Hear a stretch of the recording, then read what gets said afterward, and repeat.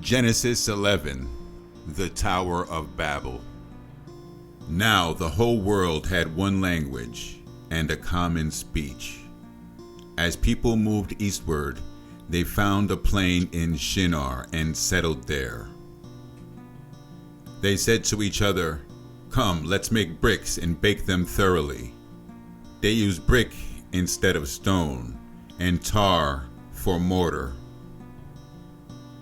When they said, "Come, let us build ourselves a city with a tower that reaches to the heavens, so that we may make a name for ourselves. Otherwise we will be scattered over the face of the whole earth." But the Lord came down to the city and the tower the people were building. The Lord said, "If as one people speaking the same language they have begun to do this, then nothing they plan to do will be impossible for them. Come, let us go down and confuse their language, so they will not understand each other." So the Lord scattered them all over the earth, and they stopped building the city. That is why it's called Babel, because the Lord confused the language of the whole world. From there the Lord scattered them over the face of the whole earth. From Shem to Abram. This is the account of Shem's family line. 2 years after the flood, when Shem was 100 years old, he became the father of Arphaxad. And after he became father of Arphaxad, Shem lived 500 years and had other sons and daughters. When Arphaxad had lived 35 years, he became the father of Shelah. And after he became the father of Shelah, Arphaxad lived 403 years and had other sons and daughters. When Shelah had lived 30 years, he became the father of Eber.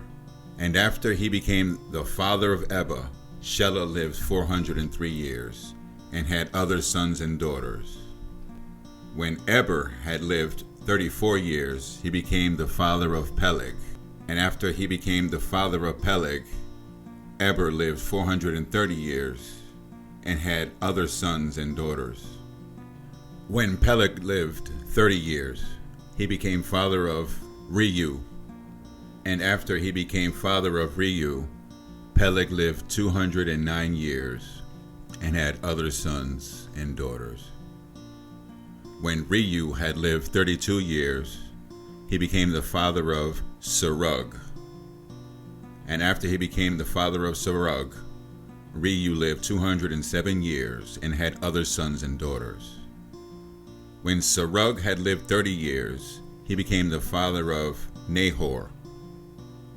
And after he became father of Nahor, Serug lived 200 years and had other sons and daughters.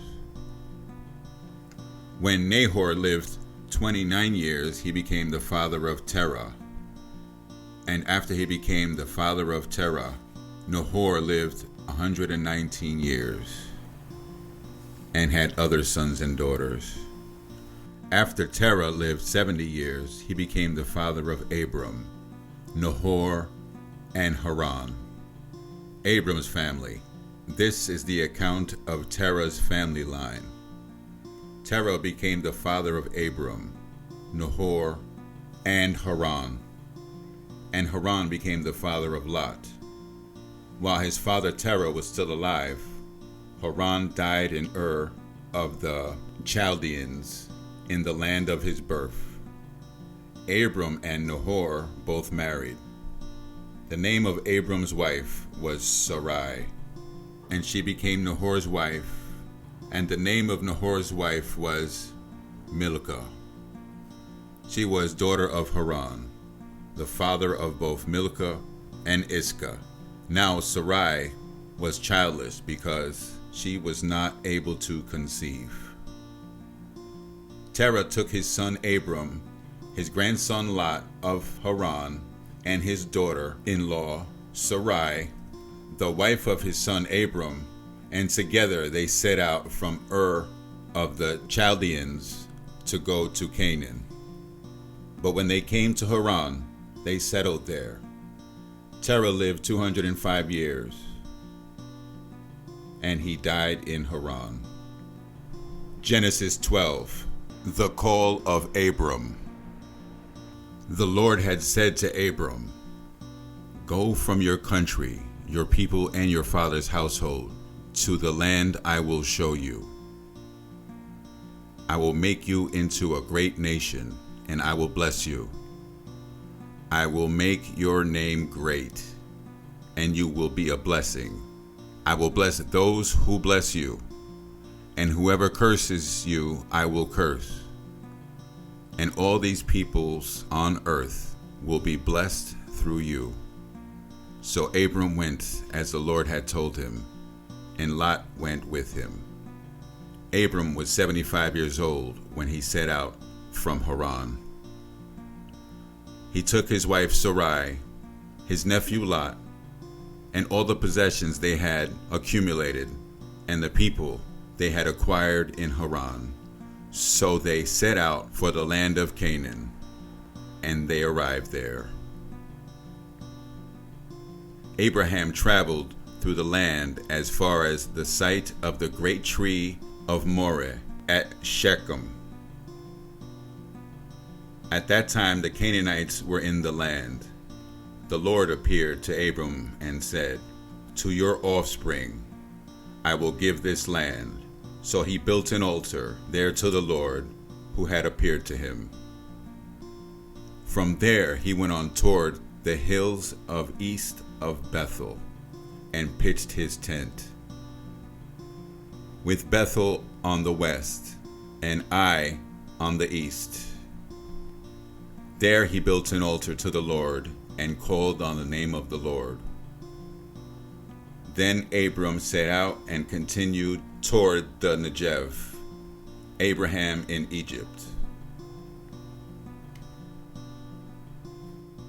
Now there was a famine in the land, and Abram went down to Egypt to live there for a while, because the famine was severe. As he was about to enter Egypt, he said to his wife Sarai, "I know what a beautiful woman you are. When the Egyptians see you, they will say, 'This is his wife.' Then they will kill me, but will let you live. Say you are my sister, so that I will be treated well for your sake, and my life will be spared because of you." When Abram came to Egypt, the Egyptians saw that Sarai was a very beautiful woman. And when Pharaoh's officials saw her, they praised her to Pharaoh, and she was taken into his palace. He treated Abram well for her sake, and Abram acquired sheep and cattle, male and female donkeys, male and female servants, and camels. But the Lord inflicted serious disease on Pharaoh and his household because of Abram's wife, Sarai. So Pharaoh summoned Abram. "What have you done to me?" he said. "Why didn't you tell me she was your wife? Why did you say she is my sister, so that I took her to be my wife? Now then, here is your wife. Take her and go." Then the Pharaoh gave orders about Abram to his men, and they sent him on his way with his wife and everything he had.